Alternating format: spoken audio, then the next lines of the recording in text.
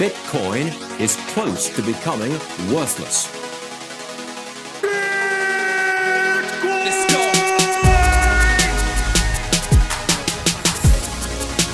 Now, what's the Bitcoin? Bitcoin's like rat poison. Yeah. Oh, The greatest scam in history. let's get it. Bitcoin will go to fucking zero. Yeah.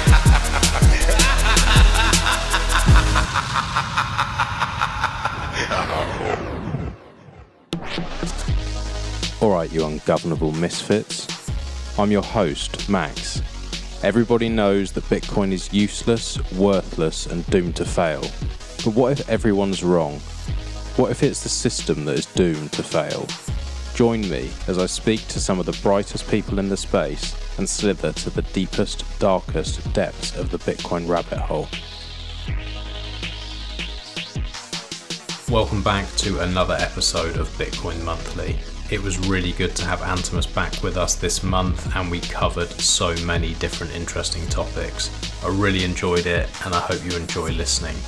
I just want to say a huge thank you to everyone who's been donating to the show, using Podcasting 2.0, and also for sharing with friends and family. If you do get value from the show, please do share with your friends, and any boosts or streaming of sats is very much appreciated. Just a quick note on the clothing, because I've been getting a few DMs on this. We still have it down, it's not available on the site. I won't have it back up until I'm 100% happy with the quality of the printing and the shipping, so soon, and I will update everyone on here once that happens.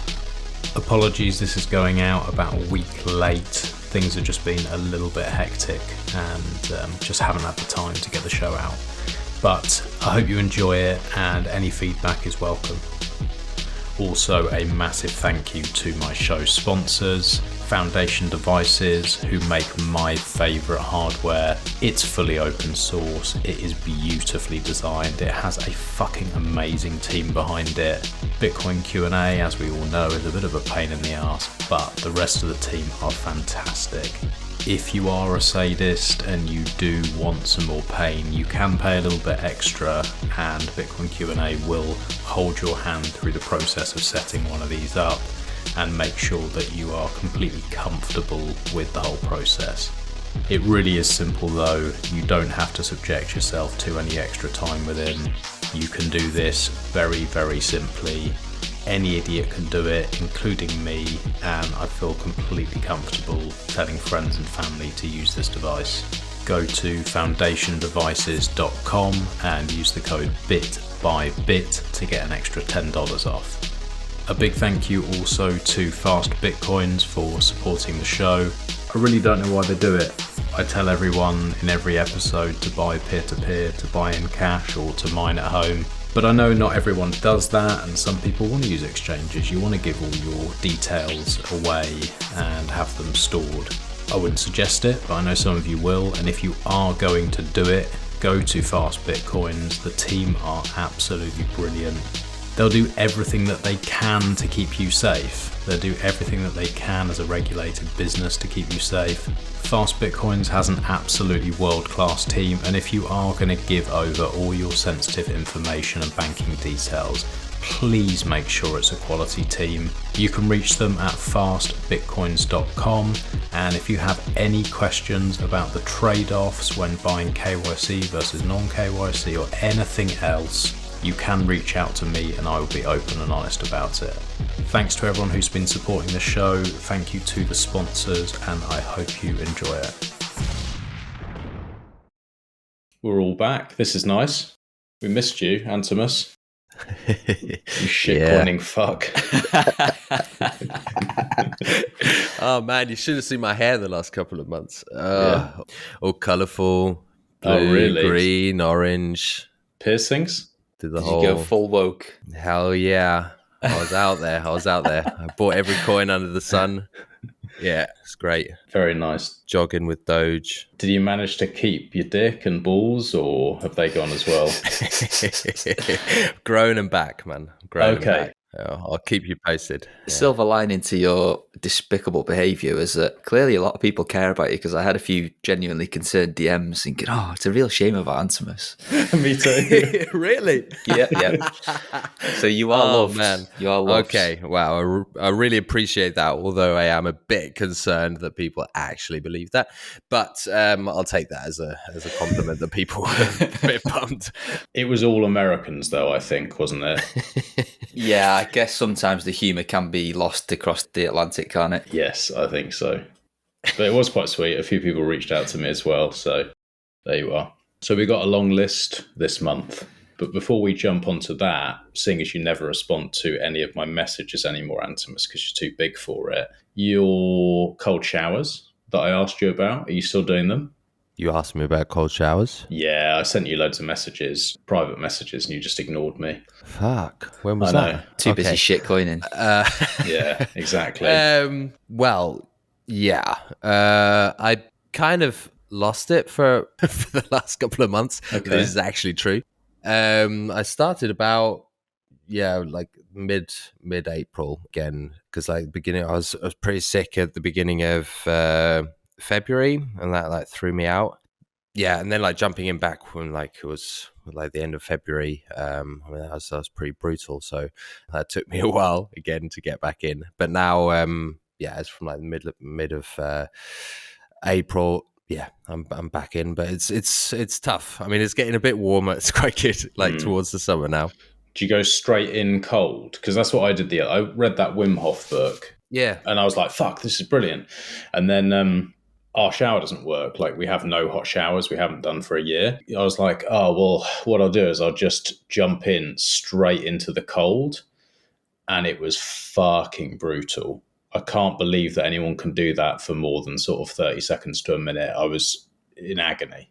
Yeah, what I usually do, I mean, I wouldn't recommend this for anyone who's like just starting out, but like doing the Wim Hof breathing beforehand is great, because that like conditions you a bit for the cold, and like you've got that breathing pattern in, so you can, it's a lot easier to focus on your breathing and to tolerate the cold. What I do is that I actually do the breathing in the shower before turning on the water, so I'm actually already standing underneath the shower. Okay. And then do the breathing. But I only do 2 rounds, and I've been doing this for quite a while, so I know like how far I can go, so that I don't like just fall over in the shower. Yeah. So definitely don't do this if you're just starting out. If anyone's listening to this, this is not like any advice that I'd like truly pass on. So at some point, if you know like how far you can go, that's great, because then you're standing like right underneath the shower and you do the breathing, and then once you're finished with the 2 rounds, you hold your breath, and then you've done like the tension hold for like 10-15 seconds or something, and then you just like turn the shower full on cold and turn it up, and then you're off. And that's cool, because then there's all in one go kind of, and you're not like first like lying down like in bed or on the couch or something doing the breathing, and then you have to go into the shower, get undressed and all that kind of stuff. So that's quite nice. But yeah, otherwise, I mean, obviously you could do it sitting as well, just like if you're showering in the bathtub anywhere, or if you just like sit down on the toilet or something and do the breathing there, so that it's not too dangerous, so you don't like fall over and then get up and get straight to the shower. That's like, if you can shorten the time between the two, that's like the best. Top tips. Q&A, you into this cold shower stuff? Fuck that. Enough said. Enough said. That's all I have to say on the matter. Yeah. One other thing just to mention, I mean, I'm not really affected by this because that's not my kind of goals anyway, but for people who like doing like hypertrophy training, like want to like really bulk up, apparently having cold shower or like cold exposure after the straight after training, exactly. That's supposed to not be too good. So you maybe want to do like your weightlifting if you're like really pushing. Do that in the evenings, or shower beforehand. That's what other people do as well. Just like get you pumped up with a cold shower, and then do your weightlifting after. Top tips, right? Bitcoin stuff. Oh yeah, that was why we're here, wasn't it? Go on, Antomous. You kindly. We technically we put the list together at the exact same time and dropped it into the chat today. So it's kind of a joint effort. But you've kindly collectively put it all together. So I'll let you lead the way, and we can all jump in and ask stupid questions. That was pretty sweet telepathy there this morning. That was great. All right, yeah. To start off, got Bisq. It's been quite a while since they've came out with a release. This is v 1.9.10. And there's a whole bunch of improvements. I mean, there's nothing that really stuck out to me in the release notes, but there's a whole bunch of different stuff to just improve speed and usability and reliability and stuff like that. I haven't used Bisq for quite a while, actually. Has anybody used it in the last couple of months? I'd be keen to know how it's getting on with the sustained Tor DDoS attacks, whether it's still functioning okay. I haven't used it for a while. I had this constant error where it wouldn't accept me. You know, you had to do like your first small trade and then you got like verified effectively. Yeah.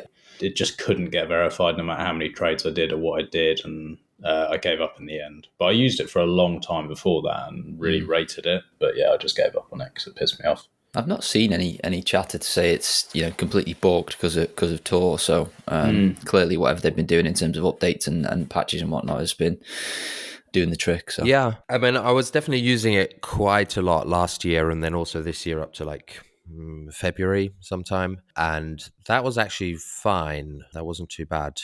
We had like every now and again there was a failed trade, but usually. It was always like every now and again when you like restarted, it had like some connection issues. But if you actually had it running most of the time on like on a desktop or something, it wasn't an issue at all. So, do you find it got really hot? Like my laptop would feel like it was going to melt, and the fans would kick in hard whenever I ran it.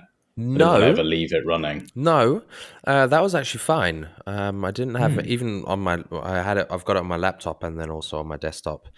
Both was fine. The only one weird thing is, and I still to this day don't know what the issue is. On my laptop, when I do backups, it like redoes every single backup instance that I've ever done. So like the backup file or like folder is like 35 gigs large or something. It takes like fucking ages. So I don't know what that issue is, but there we go. Yeah, next on the list is bitcoiner.guide. Got a new facelift there. It's looking swanky. Hell yeah. Yeah, so long overdue. Since, bit of backstory, obviously, for those that don't know, bitcoiner.guide is my website, educational Bitcoin-focused website. Started building that in kind of 2020, I guess, in its first format. Obviously started working at Foundation almost 2 years ago now, which was super, super busy in the back end of 2021. So I've not been able to focus much on it, to be honest. Working at a startup is hard work, as Max and Antomous both know that I'm always moaning, saying, fucking hell, sorry lads, I'm a bit busy. Can confirm. So yeah, it's not had much love. It's had the odd periodic update, but I thought enough's enough. Want to start getting back to posting more regularly about stuff that's not necessarily linked to Foundation, and so I thought first step would be to give the site a visual revamp, put a new theme on it, and to give myself a bit of a kick up the arse to kind of keep it all up to date. I also have all consolidated it all under a single GitHub repository, because the way that I'd kind of hacked it together previously was, it was a hack basically. I learn as I go, and it's not very conducive to a kind of well-functioning machine, if you like. So it became a little bit of a headache to kind of keep up to date, and it became even more difficult for people. External people, if they wanted to contribute via, translations or updates or anything like that. Like everything was fragmented. Some of it was local, some of it was in GitHub, and it was all out of date. And yeah, it was just a bit of a mess. So brought it all together, polished it up, added a few new features. So I've got some like curated lists now. So if you like, the first thing you'll see is like 3 big buttons that says beginner, intermediate, or advanced. That'll kind of hold your hand down. Some curated content based on, if you're whichever one of those 3 sections that you kind of fall into.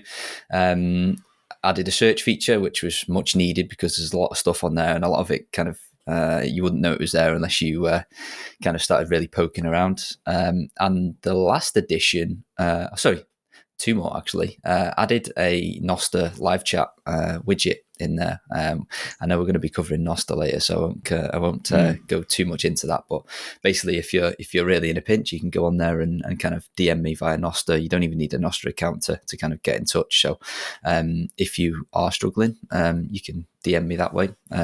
I will give that a little bit of an asterisk to say that if it starts getting spammed, I'm going to turn it off because I'm one guy and I get a lot of DMs already. And the last one, the one I'm most excited about, is the addition of a vote page where, again, this is kind of, I created this vote page for two reasons. First and foremost, to hold myself accountable, to make sure that I'm pumping content out at a semi-regular basis. And the other one was to kind of get people involved.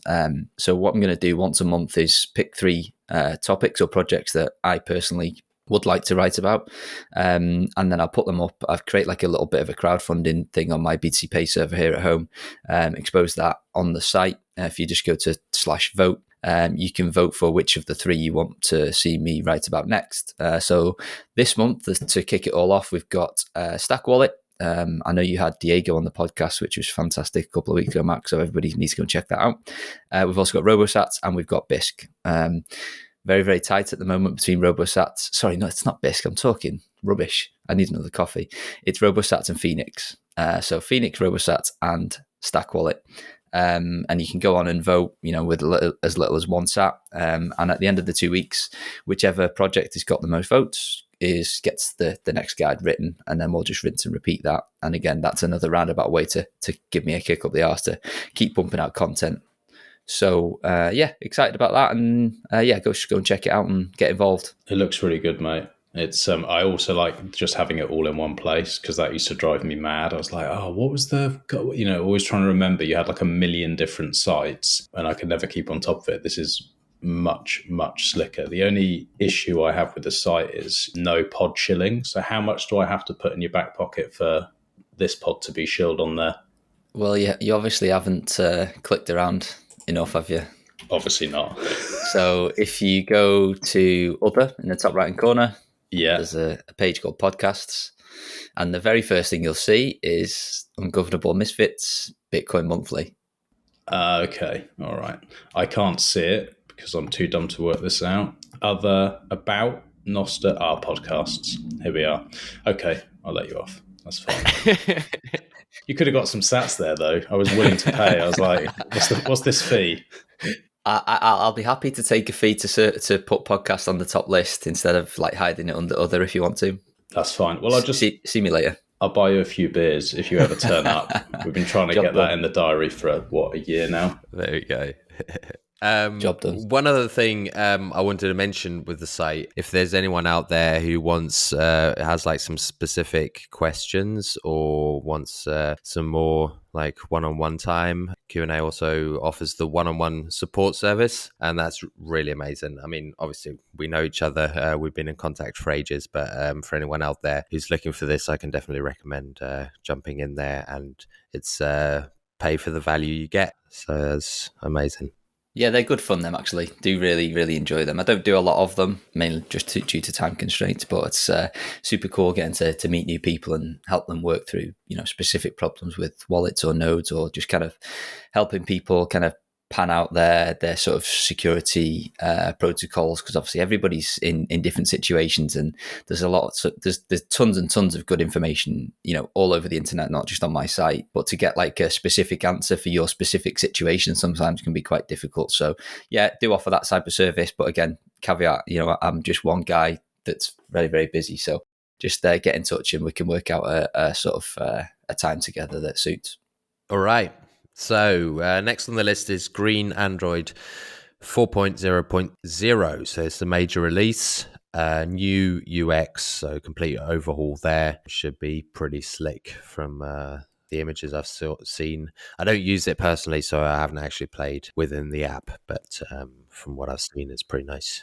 Yeah, Blockstream was always a pretty good UI anyway. I mean, they did make some questionable decisions with the whole like remote server. You had to have a multisig wallet, but this they've moved away from that since. And then this main release is kind of like a UI update to kind of polish that even further. So again, hold my hands up. Haven't tried it yet, but if their previous UI is anything to go by, if they've put more work into it, I'm sure it's going to be one of the leading options out there.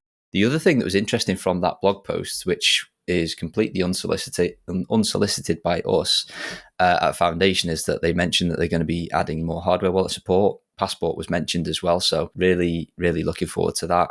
It's always good to see other manufacturers and other wallet producers wanting to interoperate with other manufacturers as well. So the end result is that the end user is a winner. So excited about that. And no timescales. Obviously, the first we learned about it was on the blog post, but excited to see how that pans out this year.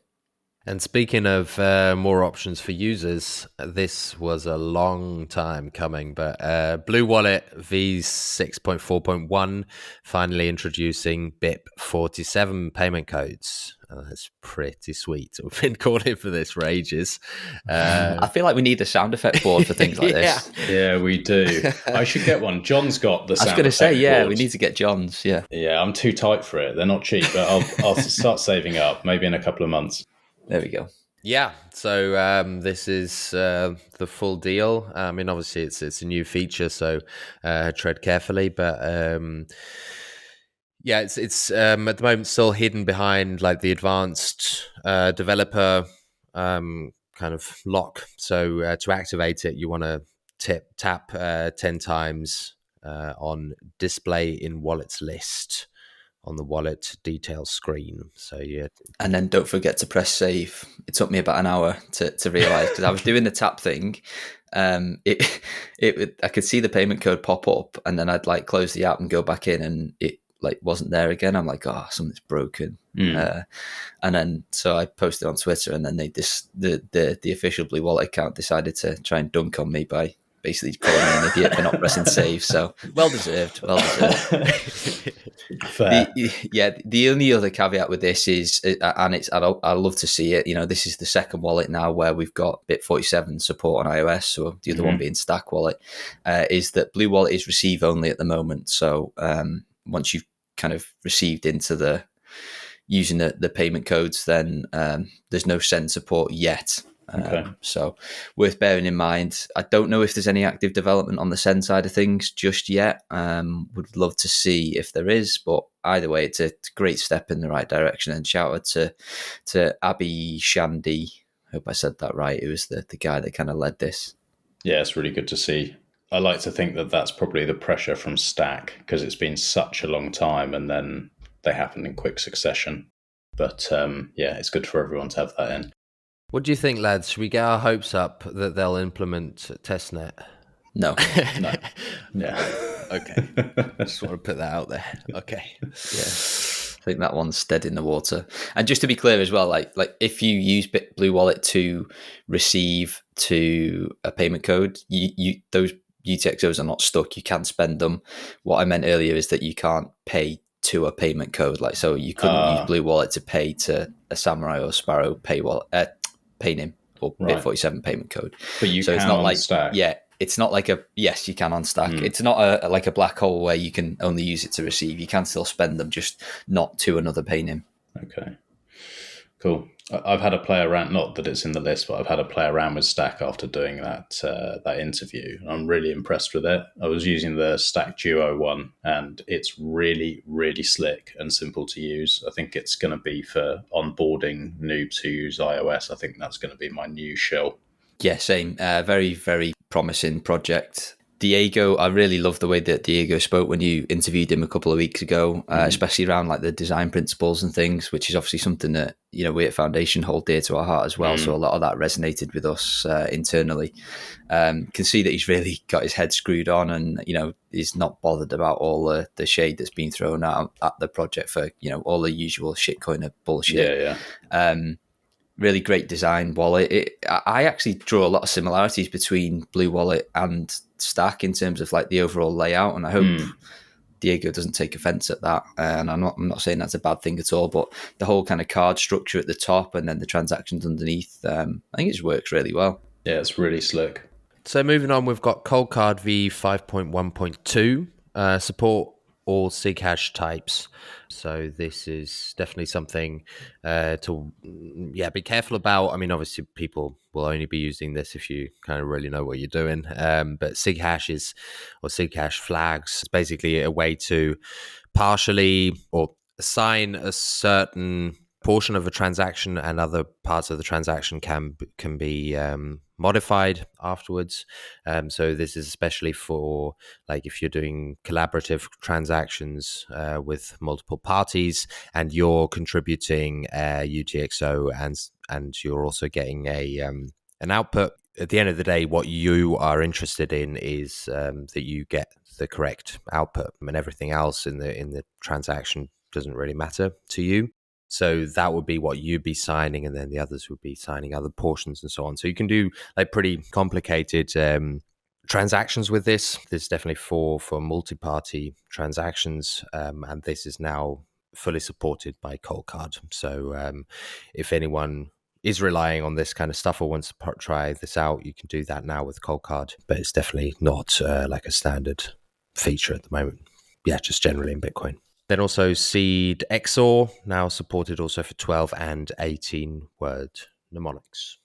All right, so LM Bits v0.10.4 is out. Actually, maybe you can help me out with this, but I don't really understand their version like numbering for their different releases. Before that was v0.10.0, and then they just jumped to 10.4. Anyway, the minor release to 10.0 pushed out all of their extensions, I think they call it, so that nothing was pre-installed. So you only get like the base LM Bits, and then you can install all the different extensions that you want. But I think beforehand it came like with all the like a certain set of default extensions to use. Have you played around with it at all? I have, yeah. I think, this update was lots of like bug fixes and kind of quality of life improvements. The thing with the extension, I think the way I understand it is that previously they were all packaged and installed, and you just turned on the ones you want, whereas now you just get the basic, and then you have to install everything and then enable it.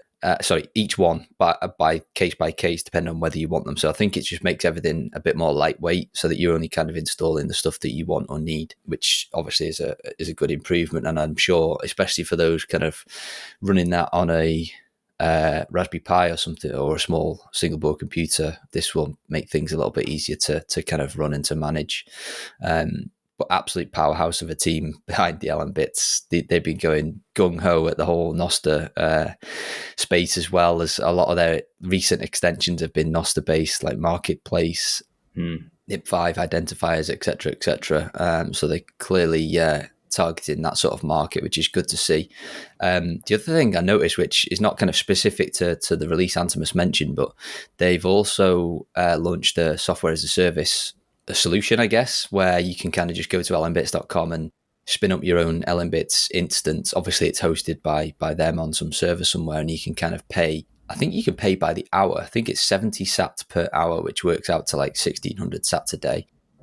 So if you wanted to kind of go on and play around and see if this is something that you want to kind of mess around with, you can do that at little to no cost, and they'll kind of spin it all up for you in the background, so that you don't have to worry as much. Obviously, there's a little bit of trust involved, because if it's not your hardware or not your personal private server, then there's a little bit of trust there that they're going to keep that instance running for however long it is that you paid for it. But for somebody that kind of doesn't want to have to kind of do all the whole networking workarounds and VPNs and all that sort of stuff to protect your IP address, etc., then this could be a good option, especially if you want public facing services like stores or whatnot.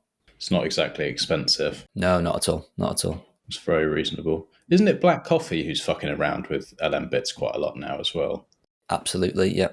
Yeah, another big update was Mempool v2.5.0, and that was something that they've been teasing for quite a while as well, was Lightning Network Explorer. So I had quite a few. This is pretty sweet for anyone who hasn't seen this yet. They've got like a whole a map of the world there with all the different node connections, or at least the publicly facing ones. So it's pretty cool. You can scroll around and zoom in and stuff. It's pretty nice. And then a whole bunch of different metrics and data to view different activities going on the Lightning Network. So I think, the cool bit here is that obviously the Lightning Network Explorer on actual mempool.space, the website has been out for like probably 6 months at least. This releases that downstream so that all of the popular node packages that have mempool.space in store can now update to 2.5 so that you can have your own Lightning Network Explorer so that you don't have to kind of rely on the public facing one run by the mempool.space team. So yeah, should be pretty interesting. I'm also interested to see how Raspberry Pis cope with running that, because I'd imagine it's probably not a small task to kind of calculate all of that network graph, because there's a lot going on there. Absolutely. It's also just pretty crazy to just like flick through here and see like the different liquidity levels and stuff from the different providers and large nodes. So definitely anyone who hasn't checked this out, it's pretty great to just take half an hour and click through this and just explore a bit. Pretty nice. Then Passport, there's new beta out for the upcoming release. Is that correct? Indeed, yeah. So must stress, this is, at the time of recording at least, this is beta testing only. Free to anybody to download, but if you're not interested in kind of testing out the beta software, give it a couple of weeks and this will be in main release. But the what I'm about to talk about will all be included in the main release, so it makes sense to kind of cover it now. This is probably the biggest software release we've ever done for Passport. Lots of super cool stuff that I know a lot of people have been waiting for quite some time. The first one would be that the new Passport menu interface is being backported to the Founders Edition as well. So if you are one of the lucky 1,000 people that got their hands on one of the initial devices, then you're going to be benefiting from all the new features and all of the new menu integration that the batch 2 or the new Passport users have had since release, basically. So that's been a big task to kind of port that back to the old device. So looking forward to getting that back to the Founders Edition or the Passport OG, should we say. Next, we added support for sending to pay to Taproot addresses. So you can now pay to any wallet address that supports Taproot. So I know Moon Wallet defaults to that now, and we're heading towards a place where a lot more types of wallets are going to be integrating that as well. So you can now do that from Passport and also within Envoy when this is released. We've also added what we're calling the Key Manager. So this is one of the extensions for enabling advanced functionalities. Within that Key Manager, you've got BIP85, so you can derive child seeds from your master seed. They can be 12 or 24 words in length. So the way that would work is that you'd obviously have your Passport set up, and you'd have your master seed that you have backed up to a micro SD card in encrypted fashion, stamped into steel, written down on paper, however you choose to back that up. With this new update, using the Key Manager, you can then deterministically derive any number of child seeds from that you can use to populate literally any BIP39 compatible wallet. So it could be your Samurai wallet, it could be your Envoy wallet, it could be your Blue wallet, it could be another hardware wallet for your son, daughter, mum, dad, whoever it is. Safe in the knowledge that if any of those child seeds, whoever you give them to or wherever you put them, if they're not backed up at all you need is access to Passport to be able to rederive those seeds as well. So it's kind of like one master backup to kind of manage to rule them all. Yeah, exactly. So this feature is huge. Like, it's been, especially for people who are the Bitcoiner of the family or the friendship group, it just makes like Uncle Jim and people and kind of getting people started so much easier, because we know that people, when they're starting out, are terrible with backups. So you can kind of have your friends and family back, and it means that you don't have to have 10 or 15 different steel plates knocking around with labels on them saying, right, this is my mum's, this is my dad's, this is my sister's, etc. Like, it's all stored securely within Passport on the secure element. Putting Antomous out of business here, mate. Well, interestingly, probably not. We're actually going to be helping him, because as part of the Key Manager, and thank you for that, it's almost as if we planned that. I promise we didn't. Because I probably was going to forget that. when you're exporting these child seeds, you can export them as seed words. So Passport will just show them on screen. You can export them as a seed QR, which Antomous makes fancy plates for, or compact seed QR. So you can have Passport display either of those types of QR codes with the seed words encoded in it so that you can scan that directly with any compatible wallet. So Blockstream Jade or Seed Signer, obviously, it was their standard that they created so that you don't even need to be writing stuff down. You can just kind of scan it in and it just goes directly from Passport to whichever one of those wallets that you're using.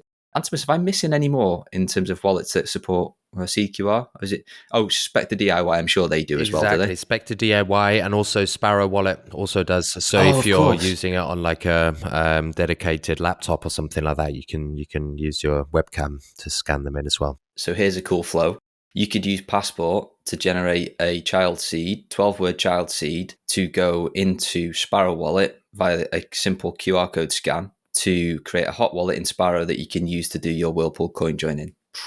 Ooh, Hell yeah. that's nice. There you go. Do you know what I think is really nice as well? Even if you're not managing all like friends and family's Bitcoin, just if you play around with different stuff all the time, you end up with, like, I've got fucking, I don't even know, 20 different wallets and all written down and stamped and everything else. Just having this standard is like a must, surely, going forward. If there's no downside to it, I can't see why everyone shouldn't be switching to that. Yeah, agree. Yeah, it's an absolute game changer, and not probably, like, it was the most requested Passport feature for probably since Foundation began. So this is a big one. Like, and the integration with CQR as well. Like, obviously, we love what the Seed Signer team have done there, and it's so much quicker than just kind of writing down 12 words and then typing them into your Blue Wallet or your Samurai Wallet. Like, if we can get this CQR format more widely adopted, like, populating wallets via a simple scan is just a game changer versus typing in words. Also, surely there's less trust if you're creating these on an offline device rather than trusting all these different random wallets like on different phones and computers and stuff when you're doing it. Is there an argument that it's more secure that way as well? Yeah, well, you're kind of, I guess, there's two ways to look at it. Like, yes, you're reducing your threat model in. You're putting all your eggs in one basket. Yeah. But again, Passport firmware is completely open source. We use multiple different sources of randomness or entropy. So, we're tried and tested. In fact, funny you should mention that. We saw, was it Trust Wallet, the web browser, last couple of weeks? That basically, like, they were using terrible forms of randomness and their wallets were getting swept, I think. Obviously, web wallets are a terrible idea and nobody should be using them. But a perfect example of what you were getting at there, Max, I guess, that, if you... you can use, like, your single source of truth being Passport to kind of generate all of these, knowing full well that it's completely offline and abiding by the standards that have been set out for years. So, super exciting. The other part of the key manager as well is that you can generate Nostr keys.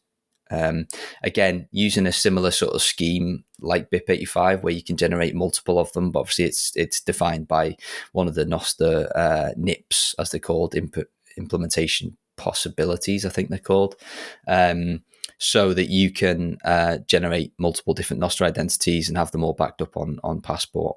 I know that that's fairly niche, and there is a bit of a caveat with this one, is that obviously you're generating your Nostr keys on Passport, which is obviously super secure, offline, etc. But then the way that Nostr works right now is that most people are going to paste that Nostr private key that's generated on an offline device into an online device like a phone or a web browser. That's an unsolved problem right now, but we've given users that functionality that they can generate multiple and just have them all backed up on Passport. There is further developments afoot that kind of look to remove the need to be able to just be pasting Nostr private keys everywhere to be able to have an account. But as and when that is implemented, rest assured that we'll be updating Passport to suit. But right now, we're just allowing that you can kind of generate them and export them via a QR code. So one of the Android clients on Nostr called Amethyst, which is my go-to client, as soon as we release this feature, or as a beta, the kind of ability to show a QR code containing your Nostr private key. We put up a bounty for the Amethyst project, another open source project, to be able to import this via a QR code so that we didn't have to do any copy pastes and whatnot or manually typing, which would have been horrendous. And a nim that goes by Green Art 7C3, shout out Paynims. He took the bounty, did a pull request to Amethyst, and then literally within 24 hours, you could do this straight from Passport. So Passport shows a QR code showing your Nostr private key, scan it with your phone, directly imported, job done. Again, I say it every single month, but yeah, I just love free and open source software because you can get to do things like that. And, Green Arts earned a small SAT bounty for it as well. Man, that's sweet. On that topic, there was one question I had. I remember I don't know exactly who it was I was speaking to, but with this key management with Nostr, especially if you're having like the key derived on an offline device and you don't actually want to have it hot, that you could derive child seeds that have specific like functionalities that they can do, so they can only sign for posting or something like that, or only sign for events like likes or whatever, and then you need to actually confirm with a different key to then actually do zaps or something like that, or that they're like time limited, so that they're only limited for whatever 24 hours or 1 month or something like that, and then you have to kind of recreate new keys from that one offline master key. Do you know if that's something that's been worked on? So that's NIP26, which is like the leading candidate for kind of solving this problem, and it goes by the name of delegated signing. Which the idea is, like you say, you have your master Nostr private key that you could keep on Passport, and then you can generate child seeds with different permissions that can say, right, this one can post on my behalf for a month. After that, this key expires and nobody else will relay that, and it becomes null and void. Among the more technical Nostr users, which does not include me, it doesn't seem to be all that popular, and I know that people are looking for alternative solutions as well, the details of which are kind of a little bit beyond me at the moment. I'm trying to grasp it fully, but that's why I said earlier it's still an unsolved problem, because NIP26 was proposed and kind of gained a little bit of traction, and then people had to think about it and thought, oh, well, there's X, Y, and Z reasons why this might not be a good idea. So it's kind of a watch this space at the moment. It's all very, very new and something that we're keeping an eye on. All right. Okay. And finally, just to cap off the whole Passport firmware update, importing via CQR is coming soon, but it won't be included in this release. It's export only for now. Also in the full release, not. It won't be in 2.1.0, which is the release I've just been talking about. Exactly. It'll be the one after that, yeah. Oh, man. Yeah, looking forward to that. That's pretty wonderful to see another solution there. All right. Then we've got another major release from Ronin Dojo, the 2.0.0.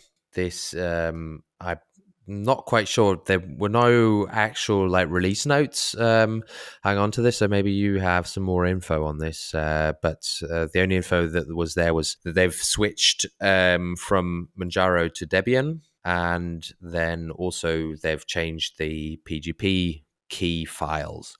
So I think there's like a PGP key from the Ronin Dojo support team, and also from Zelko, BTC Zelko, that they've switched to their keys. Is that correct?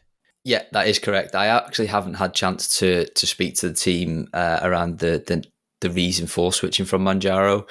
Obviously, Manjaro is more of a less used Linux distribution. Here we go. I've just booted the tweet up. So Manjaro is notorious for its rolling releases and bleeding edge changes. While it's nice to stay ahead of the curve, we suffer from tons of headaches with updates and Ronin Dojo upgrades. This isn't the stability we're looking for in a node, and looked at other options. So yeah, they've moved away to something a little bit more stable that kind of, I guess, is a bit more cautious with updates, which obviously the fallout from that for the end users is increased stability by moving over to Debian distribution, which is like the most commonly used one and the more widely adopted one. Does this mean you'd be able to run this on a Linux laptop, or do you still have to have it on dedicated hardware? It will still be dedicated hardware for now, because you can still run Manjaro on a x86 laptop or desktop infrastructure. It's more just how the guys build the project to suit that kind of architecture. So I don't think that this change ungates that for now. Okay. Do you think that's something that's going to happen with more of these node packages? Oh, yeah. Over time? Yeah, definitely. Yeah, because it seems a bit mad to me. Like, I've got this same laptop as you, and it kind of just sits there. I always think like it's sat there, it's running anyway. I feel then stupid having Raspberry Pis sat next to it, whirring away, making a load of noise, being irritating, and it just feels a bit weird to have it running, and it's got all the power in the world to run these things, but you can't. Yeah, I think that we've already started to see a concerted effort towards that. I think that'll continue. Ronin Dojo seem to be booking that trend. I will say that they've said for years that x86 is coming, and I don't doubt that it will. But they use slightly different hardware, don't they? They use the Rock Pro 64, which is slightly beefier than the standard Raspberry Pi that you would run. So they tend to suffer much less from reliability issues, as well as the fact that obviously they run less software because it's a more focused project compared to some of the more I guess kitchen sink approaches, if you like. So those two things coupled together mean that like the push for x86 in the Ronin Dojo architecture probably hasn't been as concerted as elsewhere, because it hasn't been as needed, especially with the release of the Tanto with like custom built case and whatnot. Like overheating just isn't really a thing anymore for those guys. So yeah, mine's been rock exactly. solid. So I'm sure it will come. But I know that they're focused heavily on like the plug and play architecture to get this in as many non-technical hands as possible. So I'm sure it will come, but just not yet. One big release that we also had that was pretty controversial in the whole scene was the new release from Trezor. I'm not exactly 100% sure what version number that was, but most people probably didn't miss it with the introduction of CoinJoin with Wasabi Wallet.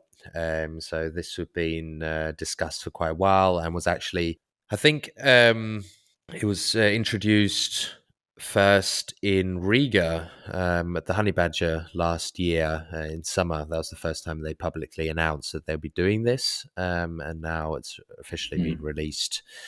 So now you can CoinJoin with your funds on your Trezor in combination with Wasabi Wallet. So yeah, guys, and chain analysis. Exactly. So you can CoinJoin and support these chain analysis companies. It's really, really good. Exactly. Really slick. So thoughts? Just a real shame. Hell of a lot of respect for what Trezor's done. They're one of the OGs in the hardware wallet space, and have done untold amounts of good for like Bitcoin standards and getting hardware devices into people's hands where most of the companies today didn't even exist. So I'm not going to sit here and slate them, just that it's disappointing to see. The whole point of like Bitcoin privacy tools is to root around and push back against people like chain analysis. They are the enemy of Bitcoin privacy. So integrating a tool that actively chose to work with them is just disappointing, and clearly won't be getting any recommendations from me.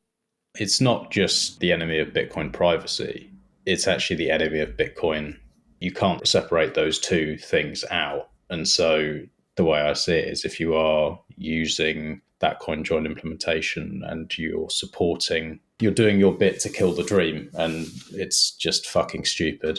What's the right thing to do is not to pay your enemy. It's fucking disgusting. And for anybody that's on the fence about this, I urge you to go and listen to the Citadel Dispatch Matt Odell did with the two lawyers who are representing some guy relating to the Bitcoin fog. If you get to the end of that and then still choose to use a company that interacts with chain analysis, I'd take my hat off to you. You've clearly got no morals and a warped view of the world. Go and listen to that. It's like a 90-minute listen. Is it Roman? Yeah, some guy, and some of the bullshit that chain analysis have come up with to try and pin this guy down, and the corruption that they're embedded with the US DOJ. I was so angry when I listened to that podcast. So yeah, go and check that out if you're on the fence about this whole, Wasabi chain analysis stuff.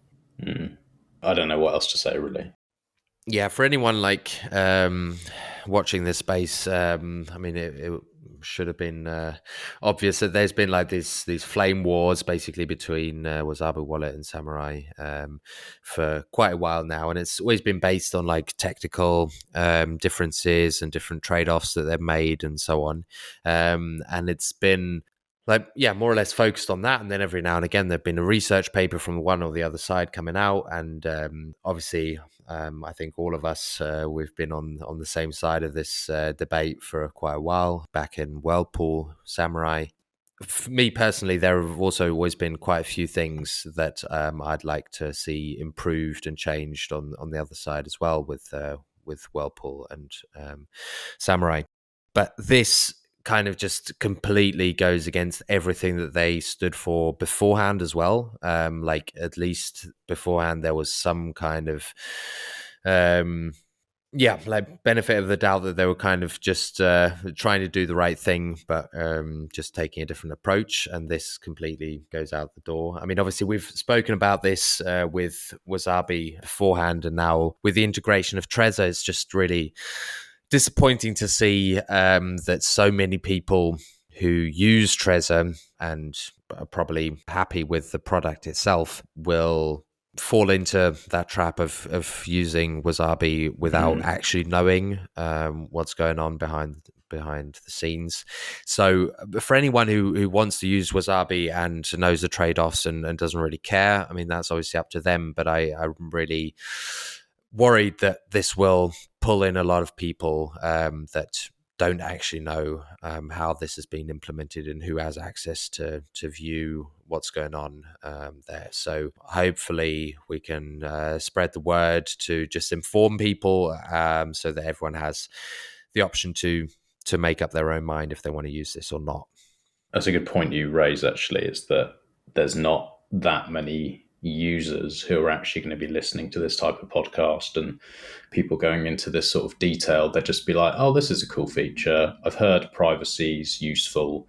Wasabi's paying a hell of a lot of podcasts and different people to shield them all over the place and say how great they are, despite obviously putting people in jail. I think it's important that you shout it from the rooftops, because otherwise people are going to miss it. And I think if you spoke to any logical user, if you said, do you want to pay for chain surveillance? Do you want to pay for something that is trying to take people's freedoms? Most people will be like, well, obviously not, but they're going to miss it. Maybe that's what they should be doing. Trezor should be putting a warning in their sort of like flow when people are going onto it, a warning to say, this is what you're supporting. Would be nice. I mean, that ain't going to happen. No, obviously not. And Citadel Dispatch 100 was the podcast I was referring to. Go and check that out. And yeah, it will get you off the fence one way or the other. Oh, yeah. All right. Zeus v0.7.5. This was a minor update from Zeus. They've reduced the size of the Android binary release, which is always good to see, and also a whole bunch of UX UI improvements and bug fixes. They've been iterating quite a lot over the last few months, and the app has definitely come a long way. So big shout out to Evan and the whole team behind Zeus. So I absolutely love this one. Did you see the Zeus team teasing olympusln.com? No. So very, very, very low on details right now. If you go to olympusln.com, it's just a landing page. It says the future of payments is coming. Olympus makes using Bitcoin and Lightning easier than ever, allowing you to focus on what really matters. So I think this is them stepping into the LSP game. So right now, Zeus is like, if you don't have your own Bitcoin node, then you can't use Zeus. Like, it's a kind of remote control way to control and spend from your Lightning node, wherever that's hosted, be it at home on a Pi, computer, VPS, whatever. So I think this is them stepping into the LSP game, where they're going to open it up to be able to use Zeus so that you don't need to have your own Lightning node. So judging by the developments that they've made to Zeus, the app, in the last sort of 6 months and the way that that's improved, I'm very, very excited for this one to see that if they can kind of unlock that goal of using Lightning with as little trust as possible without having to run your own node, which is a massive fucking headache for most people, myself included. So excited for that one. Very low on details, but they did put a tweet out, which I'm just looking for, which did share a little bit more. But Twitter's logged me out, so fuck Twitter. I won't be able to get it. Sorry, guys. Yeah, it'd be great to see some innovation there. I mean, obviously, there have been quite a few developments over the past few years with the different LSP designs and trade-offs and so on. But this would be absolutely fantastic if you could have some more optionality. I mean, obviously, even if they just provide the same service as everyone else, it would be great. But if they bring some innovation to maybe have some more control over your funds while still using their liquidity and so on. There've been, from the simple Bitcoin wallet, there've been different models proposed there as well. So something in that nature, that would be pretty nice. But as we know them, they'll probably have something up their sleeve. So that'd be great. Yeah, it's going to be something loosely like Simple Bitcoin Wallet or Phoenix or Breeze, that type of approach where there might be a lightweight node on your phone, or it might be the kind of Greenlight model where there's a node in the cloud, but the keys are on your phone, all designed around kind of giving you, I guess, self-custody, but taking away the heavy lifting for you. Clearly, there's going to be some fees involved. I'm sure this is going to be a revenue stream for them, which is good to see. Previously, they've had no revenue stream whatsoever. So yeah, I'm pretty sure that they're going to do a great job about this one. And you can join the waitlist now by heading to olympusln.com to check it out. I mean, I haven't got access to it yet, but hopefully by this time next month, I'll be able to give them a bit more information as to how it works and the features that are offered there.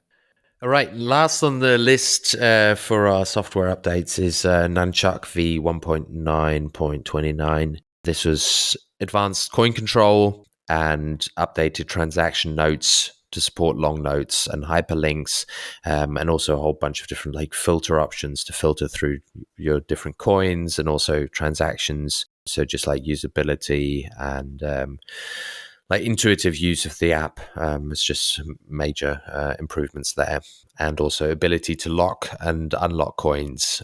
So if you want to be sure that you don't spend certain coins, you can lock them, and then even if there's like automatic coin selection or something, they won't take those, and then you have to manually unlock them again if you want to spend them. So this just puts in some tools so that you don't shoot yourself in the foot if you're trying to do like proper coin control. Yeah, good to see. Coin control's been is a headache for a lot of Bitcoiners, and with the exception of Blue Wallet and Samurai, there's not been that many wallets that have even offered this functionality until recently. I know Stack Wallet does it now, as well as Nunchuck with this release has implemented it. So good to see that it's becoming more commonplace, and it's a much needed feature for those that want to kind of use Bitcoin in a private manner and have the ability to kind of spend from specific UTXOs or block them, like you say. The interesting thing here is that they haven't just kind of introduced coin control and just give you some labeling features. They've gone way ahead of that, and some of the stuff that we've actually got planned and is actively being worked on for Envoy as well. So they've got tags as well, so that you can have, like, rather than just having a specific note for each UTXO to say, right, this came from Antomous, this came from Max, like you can have a sort of hierarchy of categories as well. So you can have specific notes for specific names, but then you can also have tags for like paycheck or no KYC or wages or anything like that. So nice. Yeah, good to see that they're kind of not just going with the standard of, yeah, here's a UTXO, give it a note, job done. They've really put some thought into this, and quite validating to know that we're heading down a similar path, because the Nunchuck guys have clearly got their head screwed on in terms of like UI, UX and like wallet features as well. So good to see. And yeah, haven't had a chance to play around with it yet, but anybody that's implementing coin control gets a big check mark in my book. So that was it for the updates. We've got a few releases to mention here. One which I'm really glad to see. I haven't tested it, but I'm really excited for this one, is that Zap Android, the Lightning wallet, was excavated and forked and rebranded to Bit Banana. So what a name. I'm not too happy about that one, but yeah, that is crap. They should have stuck with the old one or just consulted some people about it. Anyway, I really loved that wallet. So I was, obviously I switched to Zeus a while back because Zap has not been maintained for over a year now. So, well, we'll see. Well, I'm not quite sure who the team is behind this and what they'll be doing with it, but definitely cool to see some competition again for Zeus. Once again, beauty of open source software. It's been sat there being stagnant for 12 months. Somebody's decided there's a need for it, forked the repository, and going to maintain it now. And I'm sure, add a lot of the latest features as well. So love to see it. Zap was like the OG remote control node software, wasn't it? Back in the day, it was the first one I ever used when I started playing around with Lightning. And for its day, it had really great UX as well. Don't know what you think about that, Antomous, but if for somebody to be taking this and building on top of it, hopefully if they kind of continue down the same route that the Zap team did, I think this could be a good contender for Zeus. Yeah, just hoping they have better UX, UI, and coding skills than their naming skills. But yeah, It's not hard. But 100% co-sign that. Okay, and then there's also a Nave Nostr, no KYC exchange for Bitcoin.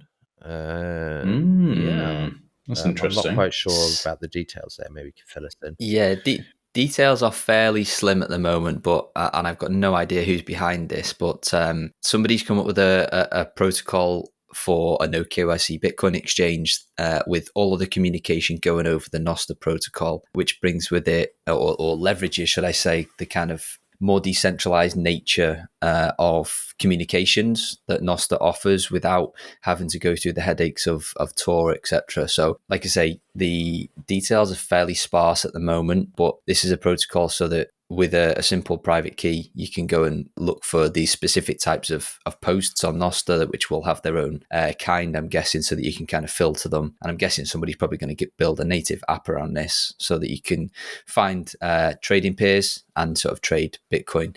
The bit that's making me kind of very wary at the moment is the whole security side of things is basically not covered in this proposal at all. So I think they're leaving that to application developers. So whilst this is great for discovery of like, okay, I want to find somebody who's selling $100 worth of Bitcoin for, this payment method, thereafter there's no spec for how I don't get rugged, or the buyer doesn't get rugged from their the seller doesn't get rugged from their Bitcoin. So I think whoever's come up with this proposal is kind of pushing that difficult aspect of that to the application developers. There is mention of like fidelity bonds, similar to what's used for join market nowadays. But again, it's just very early days. So one to keep an eye on, but we'll kind of see how it pans out.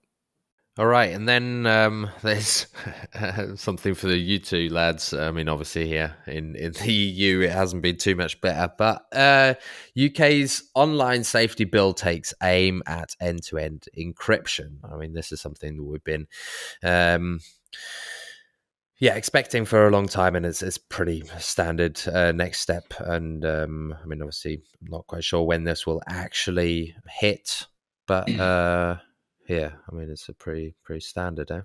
Yeah, the headline here, the bit that kind of describes exactly what's going on, is that the bill provides no protection for encryption, and if implemented as written, could empower Ofcom, which is kind of one of these word soup, alphabet soup agencies based in the UK that doesn't really do a lot, to try and force the proactive scanning of private messages on end-to-end encrypted communication services, nullifying the purpose of end-to-end encryption, as a result compromising the privacy of all users. Excellent. Yeah. So this is just a proposal at the moment, but one that the UK people should be aware of. Interestingly, another quote, both Signal and WhatsApp have said that they will cease services in the UK rather than compromise the security of their users worldwide. Good on them. Yep, definitely. And again, just comes back to the importance of free and open source software. Like, there already are end-to-end encrypted open source communications applications like Matrix, Threema, Simplex. They all already exist. You can sideload them on Android. So even if this bill comes in, yes, you're going to get a flight of tech like Signal and WhatsApp, all the big regulated companies, which is good to see that they'd rather do that than kind of bend the knee. But it's going to be trivial to root around this. Like, the cat's already out the bag, and providing that you're willing to, quote unquote, break the rules a little bit, then this is already too late. Yeah, it's too late for people who can be bothered to do it. But my concern is that's a very small percentage of people. I've managed to get most of my family and friends over to Signal now, and I was like, okay, that was easy enough. And it's quite easy to use, and they actually like it. But trying to convince them to do something that's any more difficult than that, it would just be a definite no. And then they're just sending postcards back and forth, and everything's going to be read. And whether it happens or not, I'm not sure, or when it happens, but it feels that is definitely the direction that things are going in the UK and the EU. Pretty crazy to think about it. I mean, we're like having the whole encryption wars like in the 90s with the cypherpunks and stuff, and like kind of winning that, and having code labeled as speech and all that kind of stuff. And now at this point, this all coming up again, and not, I mean, as I see, it's not kind of banning encryption itself, but the use of it in messaging, which is kind of, the use. So, I mean, obviously, it's nice to see WhatsApp and Signal and so on say that they'd rather leave. Well, it stands to see if they actually do that. If and when we actually get to that point. But they're, as mentioned before, the same or similar discussions here in the EU to ban end-to-end encryption outright as well. Nothing actually implemented yet, but yeah, it is pretty scary to see that all resurface again, and us having to kind of fight the same battles again. And at the time, obviously, like the whole space and the development of the internet and stuff, the whole digital world was a kind of a niche thing as well, compared to today, like at the beginning of the 90s. So I don't know how much resistance we can expect to see now at the moment. Exactly. I mean, a few years ago here in Germany, there was a larger movement with the foundation of a new party, like political party, which was the Pirate Party, it was called, and that was like around the time of the Snowden leaks. So they were all for digital privacy and encryption and all this kind of stuff. But that was more or less their only agenda, and they were pretty successful for a couple of years, and that died down again. And they're still operating, but they'd never get the 5%. So yeah, we'll see. I mean, maybe there'll be some other big events that push people to realize what's going on here, but I'm not too hopeful about it. So what's interesting, like that, my default pushback or solution to stuff like this, because we would get something similar to this every couple of months somewhere around the world, is like, well, all right, get yourself an Android phone, install Calyx or Graphene, and then you can sideload or manually install any application you want, and that is still true. Interestingly, that kind of flies in the face of all this is Apple have been, again, this is by the EU, weirdly enough, has been forced to eventually allow side loading of applications so that you can load applications outside of the App Store. I think they've got to comply with this in Europe at least by next year. So previously, if you were running an iPhone, you were fully cooked and you could only install applications through the App Store. And clearly, Apple has the final say on what goes into the App Store. So, if a government says end-to-end encryption is bad, Apple's going to go, okay, let's remove all those applications, and then you can't use end-to-end encryption on your iPhone. With this, which is weirdly being pushed by the EU government, I guess it's probably to fight back against the monopolization of the App Store, which again is good.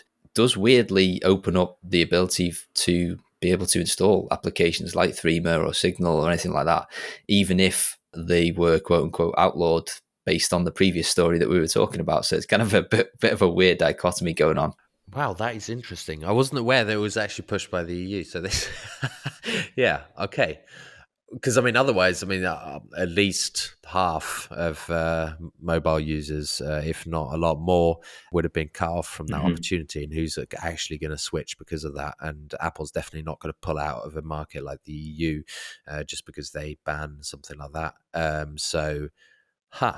One caveat, obviously, we don't know how it's going to be implemented. So the headline is the EU's Digital Markets Act will come into effect in 2024. The Act forces big tech companies to allow alternative app stores on their platforms, so developers have a choice when it comes to app distribution, and users have a choice of downloading apps from different sources. So although Apple's not going to have the monopoly, it might still be a whitelist of alternative app stores.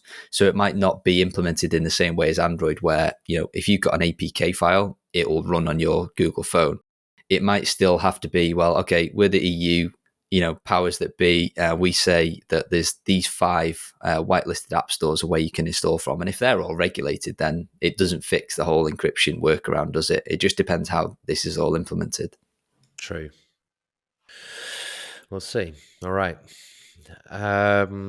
Mulvad VPN, they were subject to a search warrant, and apparently no customer data seized, no customer data found even. Yeah, love this. Love this. So absolutely love this. This proper made me smile when I saw it. So Mulvad and many other VPN companies have said for years now that they don't keep any logs about their customer data. They don't know what their customers are doing, and they certainly don't keep records of it. As a customer, it's comforting to hear that, but obviously we've got no way of kind of verifying that until now, kind of in a roundabout way.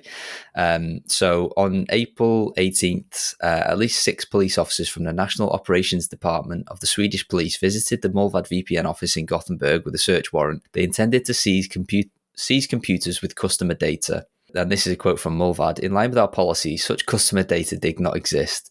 We argued they had no reason to expect to find what they were looking for, and any seizures would therefore be illegal under Swedish law.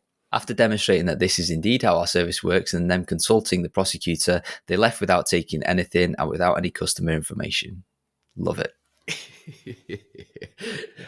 So basically, they can't give what they haven't got. And yeah, take note, any Bitcoin companies, you should be deleting customer data regularly, such that if you were subject to any similar treatment, then you've only got very, very small amounts of data that even can be shared, whether or not you want to do that or not. So yeah, love to see it. This is awesome. Hallelujah. On that note, have any of you actually tried out the Mulvad browser with Tor? No. Sorry. I was just going to say I actually switched to IVPN this year, so I haven't tried it out. I gave it a quick whirl on the first day that it came out, and it looks okay. It seems to work okay. I just wasn't a huge fan of the user interface. I'm a big Firefox fangirl at the moment, so it takes a lot to switch me from one browser to the next. But it seems to work okay. And for those that have not heard about it, it's basically a fork of the Tor browser with Tor removed, so it actually works in terms of loading somewhat quickly, but retains all of the kind of benefits that the Tor project have implemented in terms of like additional privacy protections for like browser fingerprinting, etc. So yeah, interesting to see how they go with that, and was a shock to see the release. Actually, I didn't even know this was being worked on. How about you, Antomous? Have you tried it? Yeah, I also played around with it a bit, and it's a bit of a similar thing when you get so used to your browser of choice that at some point, like, switching gets pretty hard. But I could see me like getting used to it. I just really love the collaboration that they actually work together, the Tor Foundation together with Mulvad to get this done with like their separate fields of expertise to kind of get this up and running, and also with like native integration of VPN. Obviously, with Mulvad being a VPN provider, this was pretty straightforward, but also the design choice that they have opened it up so that you can connect any VPN service that you want to. So they haven't like kind of close this down to you have to use Mulvad VPN. So I think it's great to have another step kind of in between the regular browsers of choice, and then like the Tor browser on the other side, because that's quite a big jump. Obviously, Tor browser is great, but does have a lot of drawbacks. So having something like kind of in the middle that incorporates a lot of the same features, but is not as hardcore, is pretty nice. Yeah, I think if people don't want to go through the headaches of kind of running Brave or Firefox and having to adjust all the settings to get really good base level kind of privacy, then this could be a good option to kind of point and click and know that it inherits all the good stuff from the Tor browser. Could be a good option for some people who don't want to go through all that setup process. And then the last point on our list today, I think we mentioned this a few months back as well. The Blue Wallet was deprecating their Lightning Node service. So anyone who had like funds still parked there should get them out. I think the original deadline was the end of April. I'm not 100% sure. Anyway, they've pushed it out another month, so now it's 31st of May. So definitely be sure to double check if you have any funds lying around there. You might want to get this out. Just to be clear, this is not the like if you have self custody in your Blue Wallet. This is not that. It's if you're having if you've got like some Lightning funds with Blue Wallet directly, not connected to your own node, then you'll have to get those funds out. I don't know if they've actually said what they're going to do with the funds that remain there. Maybe they'll donate them, maybe they'll just use it for more development, whatever. But you won't have access to them anymore, so you might as well get them out. Yeah, and if you don't have your own Lightning node and you do need to get some sats off Blue Wallet Lightning, would highly recommend Phoenix as a great sort of self-custody alternative without the headache of running a node. So if you are looking for a quick option, definitely get that one. It's a cross-platform app and one that I use periodically just as a backup to in case my node goes down, and had great results with it. All right, so we've finished off the list for today. That was a pretty long one, but got through well. Any other points you want to add, the two of you? I just want to ask some questions on Nostr. I've finally joined We now. got Grandad over the line. I finally joined, but I joined with self-banked, a couple of bottles of wine deep. So I don't think I did it in the best way. I might need to redo it. Any tips? Yeah, so if you're just starting out, what I would say is test a load of the clients with just burner accounts. See which one of the user interfaces you like the best. Damus is the most popular iOS one. That's what I've Obviously, got. as an Android, it's on my. Go on. I was just gonna say, it's on my doxed phone, so I was like, this probably isn't the best idea. So I might fuck that off and then use my Android. Yeah, so on Android, the leading client by a country mile is Amethyst. That's what I use day to day. Very, very good. Developed at lightning pace by a guy called Vitor. It's literally like a couple of releases a week at this stage. Guy's a machine. Mm-hmm. Stability is great, but yeah, what I would say is just test out loads of the different clients with some burner accounts. Just follow a load of accounts, send some burner notes, see which one works best for you. Once you've made your decision, then start again with a new key, so that you've only exposed that Nostr private key to one application. That way, you know, as we know with Bitcoin, you don't want to be pasting private keys left, right, and center. Obviously, there's no money involved here. It's just kind of a Nostr account, which you can easily spin up another one. But if you've, especially for you with the podcast, Max, if you've spent a bit of time on this account, got it all set up, got a couple of thousand followers, and raised the awareness and the brand of that, and then that key gets compromised for whatever reason, it's just going to be a bit of a ball ache. So yeah, that's my concern. So yeah, so again, an unsolved problem at the moment, because like you say, we haven't got the kind of cold storage bit, because you need to be online to sign for any events that you do, like notes and whatnot.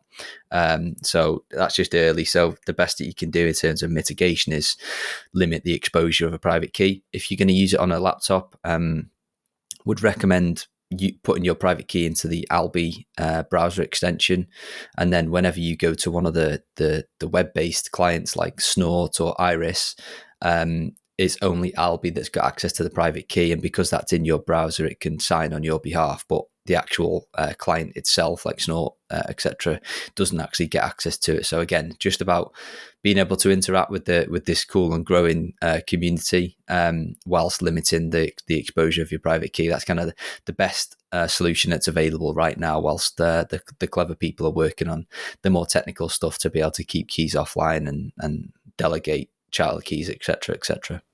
Okay. It was slick. Like, I've had to play around with it. It was quite slick.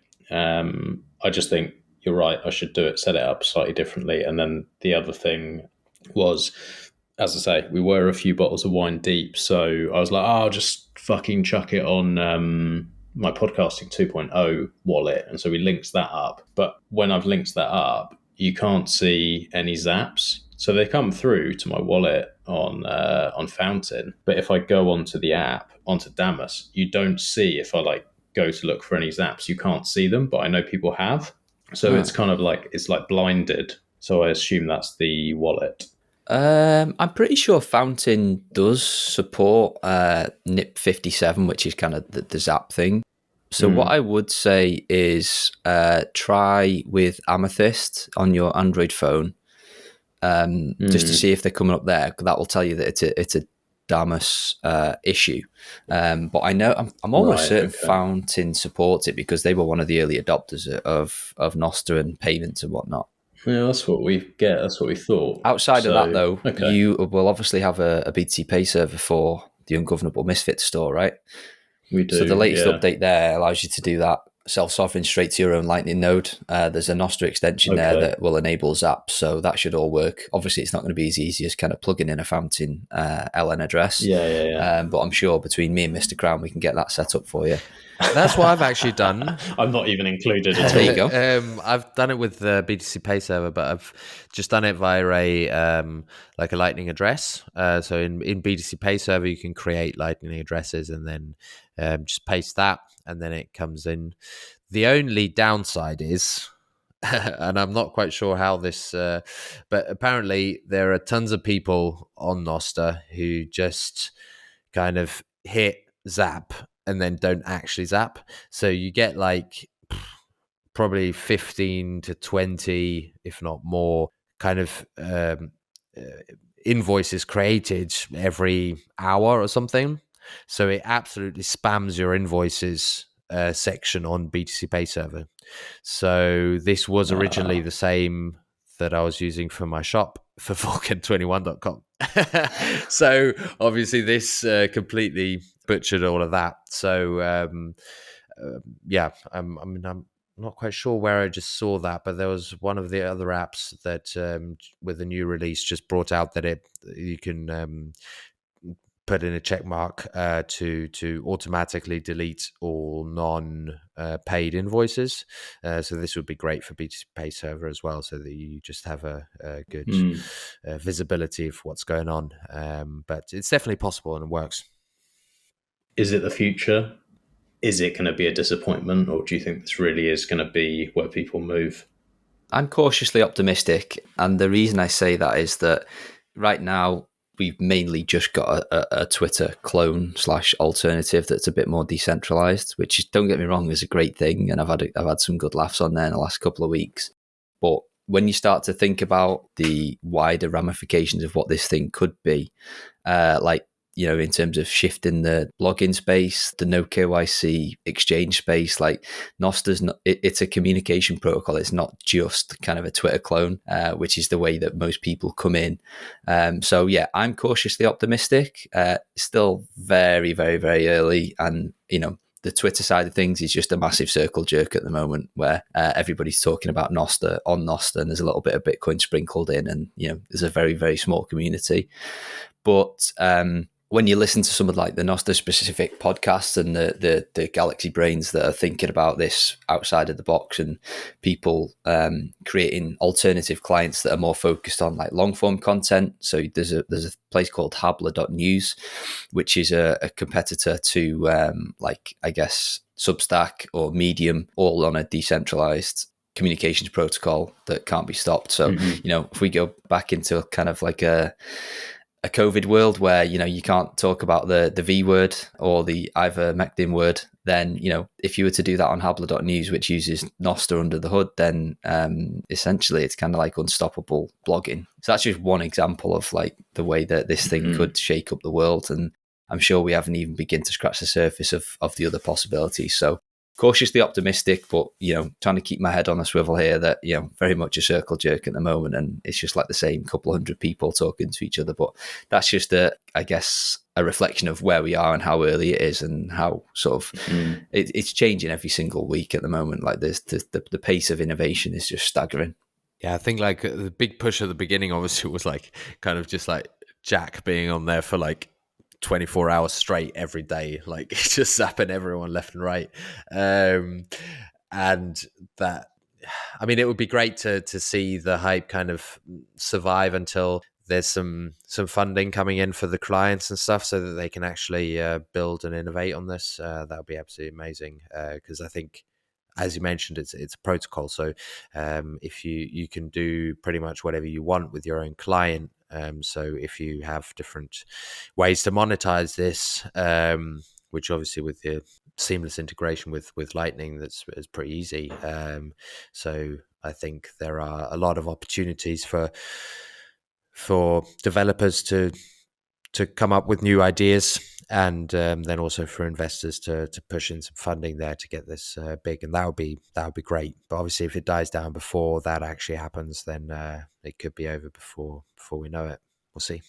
Yeah, another great example just popped into my head. Like the LMBits guys have already come out with an extension called Nostr Marketplace, which is essentially like decentralized BTC pay server, so that you can sell anything you want, and all it is just like notes on the Nostr network with a front end on it that you could sell anything you want, and there's no single head to chop off or single server to take down to be able to stop you selling whatever items it is you want, be that physical or distributed, digital items. So yeah, very new. I haven't had a chance to play with it yet, but you can essentially just set up your own shop on there that goes straight to your, it all runs on your node, the front end at least. And then all of the actual items are just kind of, they're just notes on the Nostr network, which is shared across hundreds of different relays. So even if one relay says, I don't like what you're selling, then the beauty of that kind of protocol is that one relay kind of censoring you isn't going to impact your store, because it's, as long as people know where to find you, which obviously you can publish that anywhere, then it's kind of almost unstoppable. Callie was, from the DLM Bits team, was talking about this on Pete McCormack's show. And yeah, this one seems really promising, because you can sell anything you wanted really, and safe in the knowledge that it's pretty censorship resistant. Whew. Silk Road 3.0. I think Pete McCormack actually did draw that analogy. Obviously nobody's sort of saying it out loud. Exactly, yeah, but everybody's thinking the same sort of thing. Exciting stuff. All right, guys. Well, I think that's everything. That was a good list. Good to catch up with you both. Anything else before we jump off? One thing I quickly wanted to mention is that we've, because there have been quite a few people reaching out on Vulcan21.com in our shop, we've taken out the standard steel QR sizes. So it's only the compact now. So instead of having the three different versions, the C12 and then CS124 and the S24, because it's been quite a mouthful, and also because SeedSigner has now implemented the compact seed QR standard as a default, we've taken out the standard format. So now the only plates we're still selling are the C12 and the C24. So this is both compact version, and one for a 12 word and one for a 24 word. So obviously the SeedSigner still supports all others, and all the other implementations and all the other different wallets too. So if you're using an S24, that's still fine. And if there are any custom needs for people who want one of the deprecated ones, just let me know, and we can get something sorted. But just so there's no confusion there, and if anyone's listening, just so you know. Love it, yeah. From me, just real quick, forgot to mention that the Envoy hot wallet beta is out and active. Hop into the Foundation Telegram group if you're interested in trying that out, so that you can use Envoy as a standalone wallet. Lots of super cool shit planned. And by the time we record next month, that should be as a main release available to anybody, and will be out of beta as well. So yeah, get involved and come and test it out for us. All right, I'll catch you next month. Hell yeah, have a good one. See you, boys. Thanks for listening. I really hope you enjoyed that as much as I enjoyed recording it.